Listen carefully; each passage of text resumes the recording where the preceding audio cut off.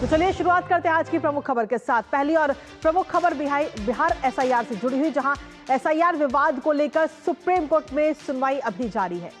विपक्ष का आरोप है कि इस प्रक्रिया के जरिए बड़े पैमाने पर वोटर्स के नाम सूची से हटाए जा रहे हैं, खासतौर पर उन लोगों के जो पहले कई चुनावों में मतदान कर चुके हैं। तो वहीं चुनाव आयोग का कहना है कि एसआईआर का उद्देश्य किसी को बाहर करना नहीं, बल्कि मतदाता सूची को और अधिक सटीक और अद्यतन बनाना है। इसी मुद्दे पर सुप्रीम कोर्ट में वरिष्ठ वकील अभिषेक मनु सिंघवी और कपिल सिब्बल ने विपक्ष की ओर से तमाम दलीलें रखी थी, और जबकि आयोग ने अपने बचाव में आंकड़े और नियमों का हवाला दिया। आपको बता दें कि बीती 1 अगस्त को मतदाता ड्राफ्ट जारी किया गया था, जिसमें 65 लाख से ज्यादा नाम कारणों सहित हटाए गए, और अब फाइनल मतदाता सूची 1 सितंबर को जारी होगी। लेकिन उससे पहले राजनीति चरम पर है, जहां आपको बता दें कि पटना से लेकर दिल्ली तक विपक्ष को विरोध प्रदर्शन दिखा। करेंगे चर्चा अपने संवाददाता से और जानेंगे लेटेस्ट अपडेट। उससे पहले आपको दिखाते हैं बिहार एसआईआर पर कानूनी जंग। तो बिहार एसआईआर पर इस वक्त कानूनी जंग छिड़ी हुई है, और अब तक की सुनवाई में सुप्रीम कोर्ट का जो रुख रहा है वो आपको बताते हैं। जहां एसआईआर प्रक्रिया मतदाताओं के खिलाफ नहीं, ये बात सुप्रीम कोर्ट ने कही है। एसआईआर से मतदाता हित में ही बदलाव होंगे, ये बात सुप्रीम कोर्ट ने अपनी सुनवाई के दौरान कही। इसके साथ ही सुप्रीम कोर्ट ने कहा कि संशोधन के लिए अब 11 में से एक डॉक्यूमेंट, एक दस्तावेज भी पर्याप्त है, जो कि जिसकी संख्या पहले केवल 7 थी। और दस्तावेजों की संख्या बढ़ने से कहीं ना कहीं मतदाताओं के पक्ष में है ये, क्योंकि 11 दस्तावेजों में से अगर एक भी दस्तावेज अगर आप लगाते हैं तो आपका नाम मतदाता सूची में जोड़ दिया जाएगा। आधार कार्ड नागरिकता का निर्णायक सबूत नहीं है, ये बात सुप्रीम कोर्ट ने कही। और साथ ही कहा कि मृत व्यक्तियों को जीवित दिखाने पर इलेक्शन कमीशन जवाब देगा अगर ऐसा कोई भी मामला सामने आता है। और इसके साथ ही अगर जीवित व्यक्तियों को मृत दिखाया जाता है तो उस पर भी इलेक्शन कमीशन को ही जवाब देना होगा। हालांकि इसके साथ ही सुप्रीम कोर्ट ने यह बात भी कही कि पहले प्रक्रिया की जांच होगी, उसके बाद वैधता पर विचार किया जाएगा। और सीधे तौर पर विपक्ष को सलाह भी सुप्रीम कोर्ट ने इस दौरान दी और कहा कि पीड़ित सीधे अदालत में अपनी शिकायत दर्ज करा सकते हैं, ये बात सुप्रीम कोर्ट ने कही। लेकिन इसके साथ ही अलग अलग दलीलें भी दी जा रही हैं। विपक्ष के जो वकील हैं वहां पर कपिल सिब्बल, अभिषेक मनु सिंघवी, उनकी तरफ से अलग अलग दलीलें दी गई। क्या कुछ ये दलीलें रही, एक नजर उस पर डालते हैं। आधार कार्ड पर कपिल सिब्बल की तरफ से ये तर्क दिया गया, जहां कहा कि फॉर्म 6 में आधार कार्ड जन्मतिथि प्रमाण के रूप में सूचीबद्ध है, लेकिन एसआईआर में इलेक्शन कमीशन की स्वीकार्यता इस पर नहीं है, ये बात कपिल सिब्बल ने कही। इसके साथ ही आपको बता दें कि अभिषेक मनु सिंघवी का भी तर्क सामने आया, जहां 65 लाख वोटर्स के सूची से बाहर होने पर सवाल उठाया, और सवाल उठाते हुए मतदाताओं को बिना ठोस वजह के हटाना गलत है, ये बात अभिषेक मनु सिंघवी की तरफ से कही गई। उन्होंने कहा कि पहले भी ये वोटर्स मतदान कर चुके, इससे पहले जो लोकसभा के और विधानसभा के चुनाव हुए हैं, जो पीछे चुनाव हुए, उसमें ये मतदान किया जा चुका है। और इसके साथ ही अगर चुनाव आयोग की हम बात करें तो चुनाव आयोग के वकील की तरफ से भी अलग तर्क दिया गया। चुनाव आयोग की तरफ से भी तर्क दिया गया, और क्या वो तर्क है वो आपको बताते हैं। चुनाव आयोग के जो वकील हैं उनकी तरफ से ये तर्क दिया गया कि बड़े पैमाने पे काम में त्रुटियां होना स्वाभाविक है। अगर कोई भी काम बड़े पैमाने पर होता है तो उसमें त्रुटियां हो सकती हैं। अंतिम सूची जारी होने से पहले सुधार की गुंजाइश है, यानी कि अगर कोई भी गलती इसमें है, कोई भी त्रुटि है, तो उसको सुधार करने की गुंजाइश है, उसके लिए समय भी दिया गया है। इसके साथ ही मतदाता सूची पर इलेक्शन कमीशन की तरफ से भी बयान सामने आया, और इलेक्शन कमीशन की तरफ से बयान दिया गया है कि केवल ड्राफ्ट रोल अभी जारी किया गया है, नागरिकों को आपत्ति और सुधार के लिए अभी अवसर दिया गया है, और 1 सितंबर तक का उनके पास में वक्त है। उसके बाद में अंतिम मतदाता सूची जो है वो जारी की जाएगी। तो ये तमाम वो दलीलें हैं जो अलग अलग रखी गई हैं। लेकिन इसके साथ ही विपक्ष को अपनी एक अलग ही चिंता है। आखिर विपक्ष की चिंता क्या है वो आपको बताते हैं। दरअसल सीधे तौर पर विपक्ष को चिंता है कि मताधिकार से वंचित हो सकते हैं करोड़ों वैध मतदाता, ये विपक्ष की चिंता है। जबकि चुनाव आयोग ने जो सूची जारी की है और जिन जिन के नाम हटाए हैं, उसके साथ में ये कहा गया है कि या तो ये लोग दूसरे स्थान पर शिफ्ट हो चुके हैं, या फिर इनकी मृत्यु हो चुकी है, और या फिर इनके पास में 2-2 कार्ड हैं, आईडी कार्ड हैं। इन तमाम कारणों की वजह से उनका नाम हटाया गया है। और इसके साथ ही याचिका दायर करने वाले जो प्रमुख नेता हैं, एक नजर उस पर भी डाल लेते हैं। सबसे पहले महुआ मोइत्रा टीएमसी से जो ताल्लुक रखती हैं, उनका नाम इसमें शामिल है। इसके साथ ही आरजेडी की तरफ से मनोज कुमार झा का नाम शामिल है। कांग्रेस की तरफ से केसी वेणुगोपाल, और साथ ही डेरेक ओब्रायन जो कि टीएम कांग्रेस से हैं, उनका भी नाम इसमें शामिल है। तो ये 4 नेता और इसके साथ ही और भी कई सारे नेताओं ने अपनी अपनी याचिकाएं सुप्रीम कोर्ट में दायर की है एसआईआर के खिलाफ। और लगातार चुनाव आयोग अपनी दलीलें भी रख रहा है, नियमों का भी हवाला दे रहा है और सुप्रीम कोर्ट का क्या कुछ रुख अभी तक रहा है वो भी हमने आपको बताया है।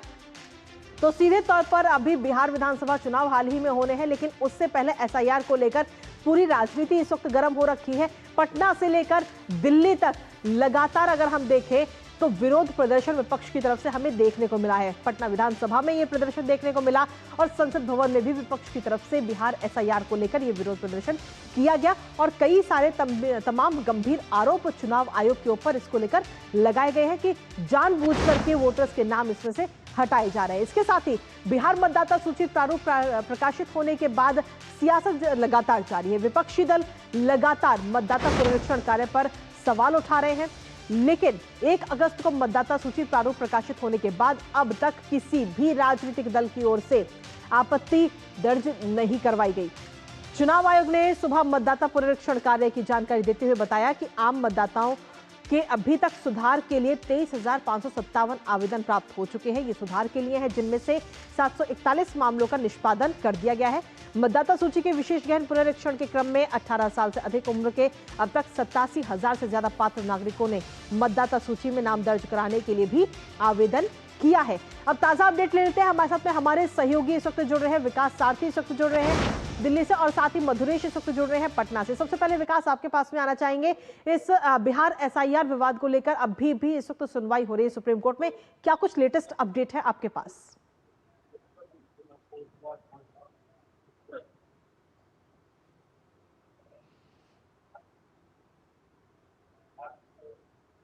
कृतिका, बिल्कुल सुबह भी जो याचिका करता है उनकी तरफ से बहस यहाँ सुप्रीम कोर्ट में की गई, उनके वकीलों ने अपनी बातें रखी।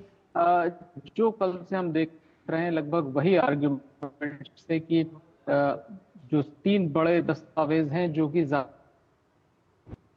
जी चलिए, अभी हम तक कुछ तकनीकी कारणों की वजह से हमारा संपर्क उनसे टूट गया है, वापस उनका रुख करेंगे, लेकिन उससे पहले मधुरेश का सीधा रुख कर लेते हैं। मधुरेश भी हमारे साथ बने हुए हैं पटना से। अब मधुरेश, बिहार में जो एसआईआर की पूरी प्रक्रिया हो रही है उसको लेकर तमाम विवाद छिड़ा हुआ है, विपक्षी दल लगातार विरोध प्रदर्शन कर रहे हैं। पटना से लेकर दिल्ली तक हमने कई सारी तस्वीरें देखी हैं इस विरोध प्रदर्शन की, लेकिन इसका जमीनी स्तर पर क्या कुछ असर नजर आता है? क्योंकि आप खुद वहां पर रहते हैं, तमाम आम लोगों से आपकी बातचीत भी होती होगी, इस पर प्रतिक्रिया क्या आई है आम लोगों की? मधुरेश, देखिए, मैं बताना चाहूंगा कि एक चुनाव आयोग ने एक मैसिव स्तर पे एक लंबे समय के बाद में इस तरह की जो इंटेंसिव परीक्षण की जो प्रक्रिया है इसको शुरू किया। ये पुनरीक्षण इतना आसान नहीं था कि घर घर जाकर के बीएलओस लोगों का वेरिफिकेशन करें, लेकिन फिर भी इस बड़े काम को बीएलओस ने काफी बेहतर ढंग से किया और इस पूरी प्रक्रिया में 1,60,000 बीएलएस भी थे। बीएलएस वो होते हैं जो पॉलिटिकल पार्टीज के एजेंट्स होते हैं, उनको बीएलओ के तौर पे चुनाव आयोग ने अपने यहाँ पे मान्यता दी और वो भी ये एसआईआर की प्रक्रिया में शामिल थे।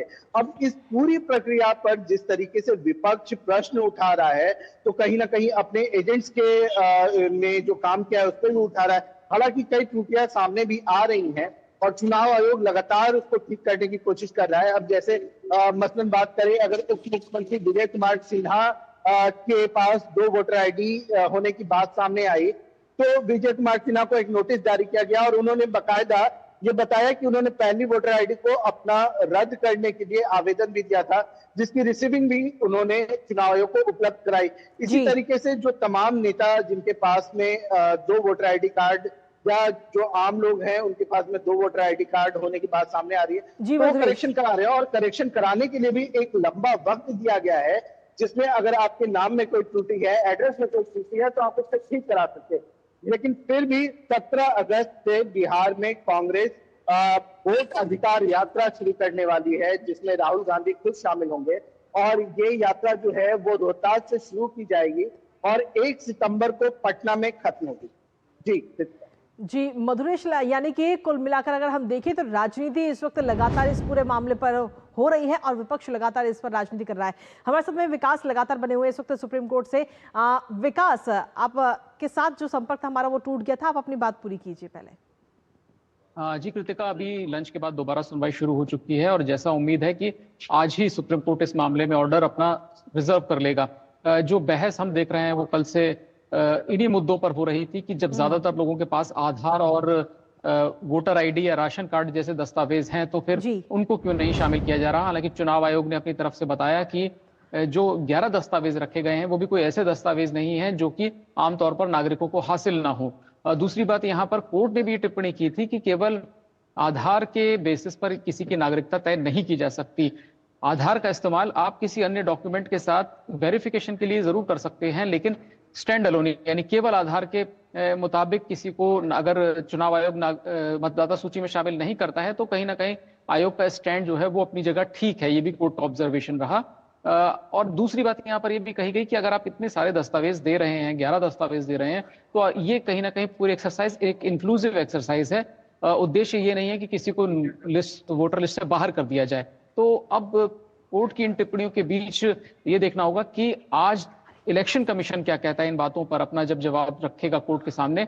क्योंकि याचिकाकर्ता लगातार ये कह रहे थे कि बिहार की बड़ी आबादी में ऐसे लोग हैं जो शिक्षित नहीं हैं या उनको इतनी जानकारी नहीं है कि वो किसी तरह की आपत्ति को लेकर के चुनाव आयोग के समक्ष अपना रिप्रेजेंटेशन दे सकें। इस पर भी कोर्ट ने कहा कि आप बिहार को शायद अंडरमाइन कर रहे हैं, क्योंकि जहां तक एकेडमिक्स में हमने देखा है कि बिहार के जो उम्मीदवार हैं वो तमाम एग्जामिनेशन में टॉपर्स में रहते हैं। तो ये कहीं ना कहीं आप अंडरमाइन कर रहे हैं वहां पर साक्षरता को लेकर के भी। कुल मिलाकर कोर्ट अभी तक बहुत कन्विंस नहीं दिखा है। इसीलिए कोर्ट ने जब सुनवाई शुरू हुई थी तभी कहा था कि अगर आप साबित कर देते हैं कि प्रक्रिया में गड़बड़ी है तो कोर्ट किसी भी स्टेज पर इस पूरी एसआईआर एक्सरसाइज को रोक देगा। लेकिन अभी तक कोई भी कोर्ट का ऑब्जर्वेशन ऐसा लगा नहीं है कि कोर्ट बहुत ज्यादा कन्विंस है इन सारी दलीलों से। चलिए, बहुत बहुत शुक्रिया विकास, तमाम जानकारी हमारे साथ साझा करने के लिए। साथ